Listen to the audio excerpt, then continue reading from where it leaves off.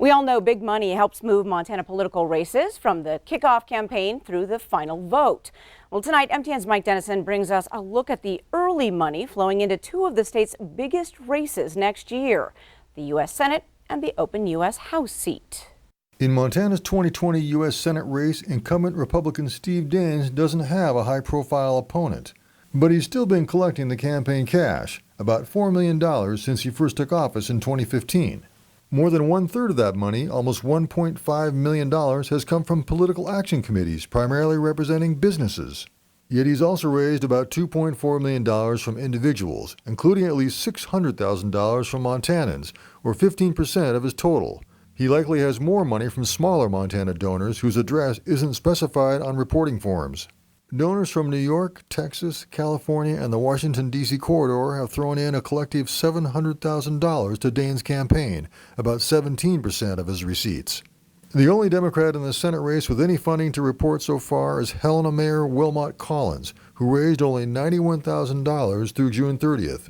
The other Democrat, John Muse of Loma, entered the race last week, and his first finance report isn't due until October. In the U.S. House race, the fundraising leader is Democrat Kathleen Williams of Bozeman, who lost the 2018 contest for this seat to incumbent Republican Greg Gianforte by 5 percentage points. Gianforte is running for governor next year, making the House slot an open seat. Williams has raised $416,000 this year, and at least half that amount is from individual Montanans. She also likely has more from in-state donors giving small amounts. Another Democrat in the race, State Representative Tom Winter of Missoula, also raised a respectable $133,000 through June 30th. Winter, who moved here from Kansas City 10 years ago, raised 30% of his funds from donors in Kansas and Missouri.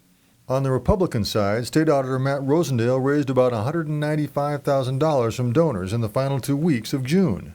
His donors are from 22 states, and only about 1/4 of the money came from Montanans.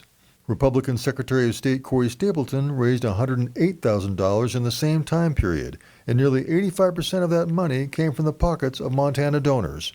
3 other candidates are in this race, but 2 of them, Democrat Matt Raines and Republican Tim Johnson, started this month and, like Muse, don't report their finances until October. Republican Joe Dooling started just before the filing deadline in late June and raised less than $5,000 and was therefore exempt from reporting. Looks like the House race is wide open. But if money is any measure, Daines has a huge head start in the Senate contest. Still, these races are just getting underway with many rivers to cross before Election Day. Reporting from Helena, Mike Dennison, MTN News.